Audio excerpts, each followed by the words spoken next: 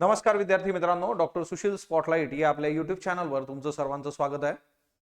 20 डिसेंबर 2022च्या चालू घडामोडींचं विश्लेषण द हिंदू, सकाळ आणि लोकसत्ताच्या आधारे आपण बघणार आहोत। एक कन्सेप्ट आहे बघा, मून लाइटिंग। आता ही जी कन्सेप्ट आहे मून लाइटिंग, मून लाइटिंगचा अर्थ काय आहे ते आधी आपण समजून घेऊयात। आता एखादी कंपनी आहे, त्या कंपनीमध्ये एखादी व्यक्ती पूर्ण वेळ काम करते, म्हणजे परमनंट तिथं आहे आणि ती फुल टाइम त्या कंपनीने त्या व्यक्तीला हायर केलेलं आहे। अशा वेळेस ती व्यक्ती दुसरीकडे जॉब करू शकत नाही, हेच मून लाइटिंग आहे बघा। जेव्हा एखाद्या कंपनीचा पूर्ण वेळ कर्मचारी जे आहे मालकाच्या किंवा व्यवस्थापनाला माहिती न देता तो आणखी एखादी नोकरी पत्करतो, तर त्याला इंग्लिशमध्ये मून लाइटिंग असं म्हटलं जातं। आता या मून लाइटिंगला जे आहे भारतामध्ये कायद्याने प्रतिबंध आहे बघा, म्हणजे कायद्यानुसार जे आहे मून लाइटिंग भारतामध्ये अलाउड नाही। मग हे जे मून लाइटिंग आहे म्हणजे विशेषतः माहिती तंत्रज्ञान क्षेत्रातले IT कर्मचारी जे आहे बघा, तर हे असले प्रकार करत असतात। आता मूळ याच्यामध्ये जे आहे कोरोनाच्या ज्यावेळेस साथ चालू होती त्यावेळेस बऱ्याचशा IT कर्मचाऱ्यांनी मून लाइटिंगचा प्रकार केलेला आहे। आता कर्मचारी आपल्या मूळ नोकरी व्यतिरिक्त मालक व्यवस्थापनाच्या हितसंबंधांना बाधा आणणारी कृती करतात बघा। हितसंबंधांना बाधा आणणारी कृती जी आहे ना, तर कायदेशीर चौकटीनुसार त्यांना हे करता येत नाही। मग कुठल्या कायद्याचा संदर्भ इथे येतो, तर 1946च्या औद्योगिक रोजगार कायद्याच्या स्थायी आदेशानुसार कुठलाही कर्मचारी मालकाच्या हितसंबंधांना बाधा आणणार नाही, असं क्लिअर आहे। सो हा जो कायदा आहे बघा 1946 औद्योगिक रोजगार कायदा, हा इथं खूप खूप महत्वाचा आहे। सो प्रत्येकाने हे लक्षात ठेवायचं आहे बघा। आणि त्याच्यानुसार जे आहे, जर एखादी व्यक्ती एखाद्या कंपनीमध्ये पूर्ण वेळ असेल, त्याला त्या कामासाठी हायर केलेलं आहे पूर्ण वेळ, तर त्यावेळेस जे आहे व्यवस्थापन किंवा मालकाला कल्पना न देता ती व्यक्ती दुसरीकडे जॉब करू शकत नाही। पाकिस्तानात दहशत विरोधी केंद्रावर दहशतवाद्यांनीच ताबा केला बघा। हा पाकिस्तानचे हे हाल आहेत बघा, म्हणजे तिथं जे आहे दहशत विरोधी केंद्र जे आहे तिच्यावर दहशतवाद्यांनीच ताबा मिळवलेला आहे। आणि यांना जे आहे ग्रे लिस्ट मधून बाहेर पडायचं होतं, ते पडले पण आहेत। आता भारताचं म्हणणं होतं की FATF चे जे आहे ब्लॅक लिस्ट मध्ये यांना टाका, पण मूळ जे आहे पाकिस्तान सारखा जो देश आहे बघा, त्याला जे आहे स्वतःच होत नाही। आणि आता मधल्या काळात पण त्यांनी आपल्या पंतप्रधानांवर जी काही टीका टिप्पणी केली होती, त्याला भारताने जे आहे ते प्रत्युत्तर दिलेलं आहे। पण मूळ जे आहे पाकिस्तानची जी वृत्ती आहे बघा, जोपर्यंत कसं असतं, तुम्ही टेररिझमला खतपाणी घातल्यानंतर कधी ना कधी जे आहे ते तुमच्यावर पण उलटतं, तसा हा प्रकार आहे बघा। आणि इथं जे आहे पाकिस्तानी तालिबान, जसं अफगाणिस्तानी तालिबान आहे बघा, तसं पाकिस्तानी तालिबान पण आहे। तर त्यांनी जे आहे दहशतवादी केंद्रावर कब्जा मिळवला बघा। म्हणजे मूळ जे आहे की दहशतवाद्यांना पकडून इथं आणलं होतं दहशतवाद विरोधी केंद्रावर, त्यांनीच तिथं जे आहे पोलिसांच्या बंदुका घेऊन त्यांनाच ओलीस ठेवलं, असा प्रकार इथं घडलेला आहे बघा। ओके, लोंगेवालाच्या लढाईमधील वीर भैरवसिंग राठोड जे आहे बघा, यांचं निधन झालेलं आहे। तुम्ही बॉर्डर चित्रपट बघितला असेल, बॉर्डर चित्रपटामध्ये जे आहे तर सुनील शेट्टीने हा रोल केला होता बघा। वीर भैरवसिंग राठोड यांचा जो रोल आहे तो सुनील शेट्टीने बॉर्डर चित्रपटात केलेला आहे। तो लोंगेवालाची जी लढाई आहे तिच्यामध्ये यांनी खूप महत्वाची भूमिका बजावली होती। पाकिस्तान विरुद्धचं 1971चं जे युद्ध आहे, तर राजस्थान मधले लोंगेवाला चौकीवर जे आहे बघा, अतुलनीय शौर्य दाखवणारे माजी सैनिक भैरवसिंग राठोड यांचं जोधपूरच्या एम्स मध्ये जे आहे निधन झालं, वय वर्ष 81 जे आहे बघा। आता जोधपूर एम्सचा इथं उल्लेख झाला। दिल्ली एम्सच्या बाबतीमधली एक न्यूज आपण बघितली होती बघा, ती कुठली होती आठवते का तुम्हाला? सायबर क्राईमशी रिलेटेड जे आहे, सायबर अटॅक, सर्व्हर जे आहे तर ते हॅक करणं जे आहे बघा। 1997 मध्ये जे आहे बॉर्डर चित्रपटाचा रेफरन्स मी तुम्हाला दिला, सुनील शेट्टीने तो रोल केला होता। 1971च्या भारत पाकिस्तान युद्धामध्ये जे आहे बघा, भैरवसिंग राठोड जे आहे ते थरच्या वाळवंटामधल्या लोंगेवाला चौकीवर तैनात होते आणि तिथं जे आहे एक छोटी तुकडीचं ते नेतृत्व करत होते। त्यांच्यासोबत लष्कराची 23 पंजाब रेजिमेंट पण होती बघा त्यावेळेस, आणि त्यांनी तिथं अतुलनीय शौर्य जे आहे तर ते दाखवलेलं आहे। सो याच्यामध्ये जे आहे पाकिस्तानी ब्रिगेड आणि रणगाडा दल जे आहे त्याचा नायनाट त्यांनी त्यावेळेस केला होता। BSF ची जी नोंद सांगते तिच्यामध्ये जे आहे 23 पंजाब रेजिमेंट मधला एक सैनिक जो आहे तो शहीद झाला। त्यानंतर लान्स नायक भैरवसिंग जे आहे त्यांनी लाईट मशीन गनद्वारे करो या मरो या निर्धाराने शत्रूवरती तुटून पडले होते, आणि 1972 मध्ये याच्यासाठी सेना पदकाने त्यांना सन्मानित करण्यात आलं। आपले जे सैनिक आहेत ज्यांनी आपल्यासाठी जे बघा, आपण सुरक्षित आहोत, आपण आपलं आयुष्य निवांत जगतो, त्याचं रिझन जे आहे तर ती आपली सेना आहे। मग त्याच्यामध्ये आर्मी, एअरफोर्स, नेव्ही सर्व जे आहे बघा, तर ते आपल्यासाठी प्राणाची आहुती देत असतात आणि त्यांचं स्मरण आणि ओव्हरऑल जे आहे की त्यांच्यासाठीचा रिस्पेक्ट आपल्या याच्यामध्ये असणं फार गरजेचं आहे बघा. आता सर्वोच्च न्यायालयाने एक महत्वाचं स्टेटमेंट केलेलं आहे की कुणालाही त्रास देण्यासाठी शस्त्र म्हणून कायद्याचा वापर करता कामा नये. कालच बघा आपण जे आहे GS2 च्या सेशन मध्ये जे आहे due process of law, procedure establish by law वगैरे बघितलं की कायदा जो आहे तो दुधारी तलवारी सारखा पण वापरता येतो. सो कुणालाही जे आहे त्रास देण्यासाठी तुम्ही शस्त्र म्हणून कायद्याचा वापर करता कामा नये, सर्वोच्च न्यायालयाने म्हटलेलं आहे. कायद्याचं पावित्र्य जे आहे तर ते आपण टिकवलं पाहिजे. उरड्या जे आहे बघा, जर अशा पद्धतीने वापर सुरू झाला तर लोक कायद्यावर विश्वास ठेवतील का, हा याच्यामधला एक मुद्दा आहे. सो कायद्याचं पावित्र्य आपण जे आहे तर ते जपलं पाहिजे आणि याची काळजी न्यायालयांनी नेहमी घेतली पाहिजे बघा. UN COP 15 परिषद जी आहे याच्यात जागतिक जैवविविधता करारावर जे आहे मंजुरी झालेली आहे बघा. UN COP 15 जे आहे United nation conference of parties 15 conference, याच्यामध्ये जागतिक स्तरावरचं जे आहे बायोडायव्हर्सिटी करार जो आहे त्याला मंजुरी दिली, भारताने सुद्धा दिलेली आहे. भारतासह याच्यामध्ये जे आहे जवळपास 200 देशांनी जे आहे याला जे आहे मंजुरी दिलेली आहे बघा. मॉनिट्रियल कॅनडामध्ये हे सगळं घडलेलं आहे. संरक्षण, जैवविविधतेचं संरक्षण करणं, नुकसान भरपाई या संबंधीचा हा ऐतिहासिक करार आहे बघा. खूप महत्वाचा आहे. बायोडायव्हर्सिटीचं जे आहे संरक्षण आपल्याला करायचं आहे, ऍज वेल ऍज जे आहे की आपल्याला नुकसान भरपाई संबंधीचा पण विचार प्रॉमिनंटली इथं करणं अपेक्षित आहे. संयुक्त राष्ट्राच्या 15व्या corporation of parties UN COP 15च्या याच्यामध्ये जैवविविधता शिखर परिषदेच्या शेवटच्या दिवशी हा करार करण्यात आला बघा. आणि याच्यामध्ये जे आहे याचं अध्यक्षपद कुणाकडे आहे, चीनकडे आहे सध्या. सो चीनच्या अध्यक्षतेखाली हा करार झालेला आहे. याच्यामध्ये भूप्रदेश आणि सागरी क्षेत्रातल्या विविध प्रजातींना प्रदूषण, ऱ्हास आणि हवामान बदलाच्या दुष्परिणामापासून वाचवणं याच्यामध्ये अपेक्षित आहे बघा. काय काय कन्सेप्च्युअल हे आहे, भूप्रदेश, सागरी क्षेत्र याच्यामधल्या ज्या प्रजाती आहेत त्यांना प्रदूषण, ऱ्हास आणि हवामान बदलापासून वाचवणं हे इथं अपेक्षित आहे.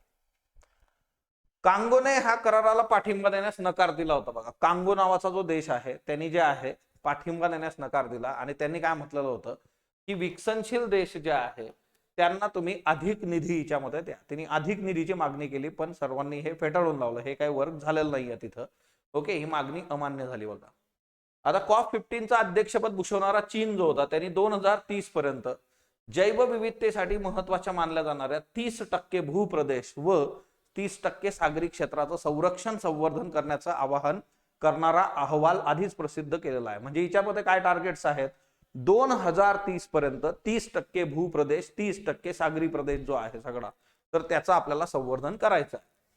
सध्या 17% भूप्रदेश आणि 10% सागरी क्षेत्र जे आहे संरक्षित करण्याची तरतूद होती. म्हणजे आता काय ते झालं, याच्यामध्ये भूप्रदेशाच्या बाबतीत 17%ची तरतूद होती संरक्षित करणे आणि सागरी प्रदेशाच्या बाबतीत 10%. आता हे काय केलेलं आहे 30% पर्यंत वाढवलेलं आहे बघा. धोक्यात आलेल्या प्रजातींच्या संरक्षणासाठी, हवामान बदलाचे दुष्परिणाम घटवण्याकरता जे आहे, प्रदूषण कमी करण्यासाठी हे करणं गरजेचं आहे. हा सरळ सरळ मुद्दा आहे. आता याच्याकरता जे आहे 200 अब्ज डॉलरचा निधी जो आहे ते उभारण्याचं लक्ष ठेवण्यात आलेलं आहे. सो येत्या काळात आपण 200 डॉलर अब्ज याच्यासाठी उभारणार आहोत. या कराराच्या मसुद्यामध्ये 2030 पर्यंत जैवविविधतेसाठी 200 अब्ज डॉलर निधी उभारण्याचं तसेच अनुदान थांबवून किंवा त्यात सुधारणा करण्यासाठी प्रयत्नांचं आवाहन केलेलं आहे बघा. त्यामुळे आणखी 500 अब्ज डॉलर याच्यामधून मिळू शकतात. आता विकसनशील देशांना देण्यात येणारा वार्षिक निधी किमान 20 अब्ज डॉलर पर्यंत वाढवण्याचं किंवा 2025 पर्यंत विकसनशील देशांसाठी हा निधी दुप्पट करण्याची तरतूद जी आहे तर ती केलेली आहे. म्हणजे मूळ जे आहे तुम्हाला 20 अब्ज डॉलर पर्यंत हे वाढवायचं किंवा 2025 पर्यंत याला काय करायचं, विकसनशील देशांसाठी याला डबल करण्याचा प्रयत्न करायचा. 2030 पर्यंत निधी जो आहे 30 अब्ज डॉलर पर्यंत वाढवण्याची तरतूद आहे बघा. तर मूळ जे आहे की तुम्ही जर अनुदान बंद केलं तर 500 अब्ज डॉलर पर्यंत हे मिळू शकतं. सो बघू येत्या काळामध्ये. आता तर यांच्या प्रोव्हिजन जे आहेत ते तुमच्या समोर आहेत. आता हे जे आहे बघा याला म्हटलं गेलेलं आहे peace pact with nature. Okay, I think तिथं ब्लर आहे कारण ही जी आहे बघा ही इमेजेस तशी आहे. पीस पॅक्ट विथ नेचर जे आहे म्हणजे निसर्गाबरोबर शांततेचा करार जो आहे. आता याच्यामध्ये काय ठेवलेलं आहे, टार्गेट्स जे आहेत 30/30. 30/30 मध्ये काय आहे बघा, की याच्यामध्ये जे आहे आपल्याला 30% जगातली जमीन आणि जो आहे भूप्रदेश 2030 पर्यंत संरक्षित करायचा आहे बघा. सो 30/30. दुसरं याच्यामध्ये जे आहे इंडिजिनियस राईट्स, म्हणजे स्थानिकांचे अधिकार जे आहे त्याचाही विचार याच्यामध्ये आहे. जे स्थानिक तिथं असतात बघा, म्हणजे आता हा जो सगळा रिजन असतो ना, समुद्रकिनारा असेल, जंगल असतील, तर तिच्यामधल्या ट्राईब्स असतील किंवा तिथले स्थानिक जे आहे त्या कम्युनिटी, त्यांचे पण अधिकार याच्यामध्ये संरक्षित करण्यात आलेले आहेत. म्हणजे जवळजवळ जे आहे की 30/30 है ना, हा सगळा जो रिजन आहे तर याच्यामध्ये एक प्रतिज्ञा घेण्यात आलेली आहे बघा. आणि याच्यामधून जी लोक तिथं राहतात बघा, तर त्यांना जे आहे त्रास होणार नाही, त्यांचे स्थानिकांचे अधिकार जे आहे त्याचं लक्ष ठेवण्यात येईल, तो मुद्दा आहे बघा. त्याच्यानंतर जे आहे $20 बिलियन 2025 पर्यंत आणि $30 बिलियन 2030 पर्यंत जे आहे. ओके, हे $20 बिलियन आपण हे बघितलं, तर तो एक मुद्दा याच्यामध्ये आहे. आणि याच्यामधून जे आहे ट्रस्ट फंड एक तयार केला जाईल बघा. ट्रस्ट फंड, त्या ट्रस्ट फंडामध्ये जे आहे हे सगळे फायनान्शियल मेकॅनिझम जे येतील किंवा एक्झिस्टिंग जे आहे, जसं याच्यामध्ये ग्लोबल एन्व्हायरमेंट फॅसिलिटी वगैरे जे आहे बघा, तर त्याचा विचार केला जाईल. So trust, global environment facility आधीपासून आहे, याच्यावर प्रश्न पण आपल्याला विचारले जातात. हा खूप महत्वाचा कन्सर्न आहे आजच्या याच्यामध्ये. स्वच्छ मौखिक आरोग्य अभियान, महाराष्ट्रामध्ये 26 जानेवारी 2023 पासून स्वच्छ मौखिक आरोग्य अभियानाची सुरुवात होते आहे. आपले उपमुख्यमंत्री जे आहे देवेंद्रजी फडणवीस, तर त्यांनी हा कन्सेप्ट समोर ठेवलेला आहे. आता तंबाखू किंवा त्यापासून बाकीचे जे काही प्रोडक्ट्स बनतात त्याच्या सेवनामुळे जे आहे मुखाचं जे आहे ते आरोग्य बाधित होत चाललेलं आहे. आणि मुखाच्या त्याच्या सेवनाने तोंडाचा होणारा जो कर्करोग आहे बघा, त्या कर्करोगाला जे आहे आपल्याला रोखायचं आहे किंवा अनेक गंभीर समस्या पण याच्यातून निर्माण होतात. याच्याकरता जे आहे प्रजासत्ताक दिनापासून राज्यातल्या 36 जिल्ह्यांमध्ये जे आहे स्वच्छ मौखिक आरोग्य अभियान राबवण्यात येणार आहे बघा. आता याच्यामध्ये जे आहे नागपूरच्या शासकीय दंत महाविद्यालयाचे सहयोगी प्राध्यापक डॉक्टर दक्षिणदास यांची नियुक्ती यासाठीच्या धोरणाकरता आपण निश्चित केलेली आहे, की या संबंधीचं धोरण त्यांनी जे आहे ते आखावं आणि तिथून पुढे जे आहे ते त्या पद्धतीने काम व्हावं. बेंझिमाची आंतरराष्ट्रीय फुटबॉल मधून निवृत्ती जी आहे बघा. आता बेंझिमा जो आहे तर बेंझिमा बॅलन डी ओर पुरस्काराचा विजेता आहे, परंतु त्याला दुखापतीमुळे जे आहे आताच्या फिफा वर्ल्ड कप मध्ये खेळता आलं नव्हतं. बॅलन डी ओरचा जो आहे तर तो पुरस्कार त्यांनी जिंकलेला आहे, म्हणून त्या संबंधीची ही न्यूज आपण कव्हर केलेली आहे. ओके, फुटबॉल विश्वातील प्रतिष्ठेचा बॅलन डी ओर पुरस्कार 2022चा बेंझिमाला मिळाला होता. बेंझिमा कोण आहे तर तो फ्रान्सचा जो आहे तर तो प्लेयर आहे बघा, फ्रान्स मधला आघाडीचा पटू आहे आणि तिच्यामध्ये जे आहे की त्याला ह्या वेळेस खेळता आलेलं नाहीये. एमिलियो मार्टिनेज जो आहे बघा, गोल्डन ग्लोव्ज याला दिलेले आहेत. एमिलियो मार्टिनेज जो होता तर तो अर्जेंटिनाचा गोलकीपर आहे बघा. ह्या अर्जेंटिनाचा गोलकीपर आता ज्या वेळेस याला पुरस्कार दिलेला आहे त्यावेळेस त्यांनी जे हावभाव केले होते त्याच्यावरून आता न्यूज मध्ये आहे. परंतु एमिलियानो जे आहे तर यांनी पेनल्टीज वाचवल्या होत्या आणि पेनल्टी शूटआउटवर गेलेला सामना होता अंतिम, आणि त्यामुळे अर्जेंटिनाचा जो विजय आहे त्याच्यात याची पण मोलाची भूमिका आहे. सो गोल्डन ग्लोव्ज त्याला दिलेले आहेत बघा. आता तुम्हाला लक्षात ठेवायचं आहे गोल्डन ग्लोव्ज. सांगा बरं मला गोल्डन बूट कुणाला मिळालेले आहेत, आणि दुसरं जे आहे की गोल्डन बॉल जे आहे ते कुणाला दिलेलं आहे, कशासाठी दिला जातो हे तुम्ही मला कमेंट बॉक्समध्ये सांगणार आहात. आपण बघितलं बघा.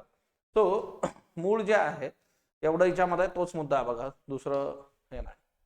आता फिफा वर्ल्ड कपच्या ट्रॉफीच्या अनावरणाची जबाबदारी जी होती की दीपिका पदुकोणने ती केली होती बघा, की तिला ती जबाबदारी देण्यात आली होती, किंवा ही जी ट्रॉफी आहे फिफाची, आता तुम्ही जर बघितलं तर फिफाची जी ट्रॉफी आहे ह्या केस मधून बाहेर काढली आहे बघा. ओके, ही केस आहे, या केस मधून हे दरवाजे उघडून जे आहे त्या फिफाच्या ट्रॉफीला बाहेर काढलं. आता दीपिका पदुकोणचा फुटबॉलशी काही संबंध आहे का वगैरे, आणि हे बरेच आर्टिकल आता येत आहेत की दीपिका पदुकोणला तिथं का बोलवलं किंवा दीपिका पदुकोण तिकडं ना. आता मूळ मुद्दा इथं असा आहे की दीपिका पदुकोण आंतरराष्ट्रीय स्तरावरच्या एका ब्रँडची जी आहे तर ती सदिच्छा दूत आहे, आणि त्या केसमध्ये जे आहे त्याच ब्रँडनी ही जी केस आहे बघा तुमच्या समोर, ही ट्रॉफी ठेवलेली जिच्यामध्ये आहे, ट्रॉफी ठेवण्यासाठीची सुटकेस, त्या सुटकेसचं जे आहे डिझाईन त्यांचं होतं, त्याच ब्रँडची ती होती, म्हणून त्यांनी दीपिका पदुकोणला तिथं बोलवलं की तुम्ही जाऊन पेटी उघडा. तर त्यांनी पेटी उघडली, असं ते कन्सर्न आहे बघा. मग हा डॉप आता हिच्या बरोबर जे आहे दीपिका पदुकोण बरोबर जे आहे बघा ते एक जो आहे बघा स्पॅनिशचा माजी गोलकीपर इकर कॅलियास तो पण होता याच्यामध्ये. ओके, साईडला फोटोमध्ये तो पण आहे, पण मेजर आपला कन्सर्न इकडे आहे बघा. हे नाव फक्त इकडं लक्षात ठेवा. आणि असं करणारी जे आहे बघा दीपिका पदुकोण पहिली ग्लोबल स्टार ठरलेली आहे. हा पण एक मुद्दा आहे. आता तो कुठला ब्रँड होता बरं? आणि ही जी ट्रॉफी आहे 6.175 किलो वजनाची ट्रॉफी आहे बघा, 18 कॅरेट सोन्यापासून बनलेली आहे. ओके, तो लुई विटॉन या ब्रँडचं नाव आहे बघा, लुई विटॉन. लुई विटॉन नावाचा ब्रँड आहे. तर त्याची जी आहे अँबॅसेडर दीपिका पदुकोण आहे. सो त्यांनी तिला सांगितलं, त्यांनीच ती केस बनवली होती. सो तो कन्सर्न होता बघा. हा ब्रँड लक्षात ठेवा. एनसीआरबीचा रिपोर्ट आहे बघा, बेरोजगारीमुळे महाराष्ट्रामध्ये सर्वाधिक आत्महत्या झालेला आहे बघा. गृह खात्याने जे आहे नॅशनल क्राईम रेकॉर्ड ब्युरोचा 2019 ते 2021चा जो आहे तर तो अहवाल दिलेला आहे. आणि याच्यामध्ये तुमच्या समोर आहे बघा, महाराष्ट्रामध्ये 22,207 आत्महत्या झालेल्या आहेत. तमिळनाडूमध्ये 18,925 आत्महत्या, मध्य प्रदेश 14,995. आता हे आकडेवारी आपल्याला विचारली जात नाही, परंतु पहिल्या 3 क्रमांकाची राज्य जी आहेत बेरोजगारीमुळे आत्महत्या करणारे जे आहेत, 1 नंबरला महाराष्ट्र, 2 नंबरला तमिळनाडू, 3 नंबरला मध्य प्रदेश. आता बघा 2020 ची जी आकडेवारी, आता ही आकडेवारी 21च्या याच्यात 2020 मध्ये जी आकडेवारी दिली होती तिथेही महाराष्ट्रच हिच्यामध्ये बेरोजगारीमध्ये आत्महत्यामध्ये 1 नंबरला होता.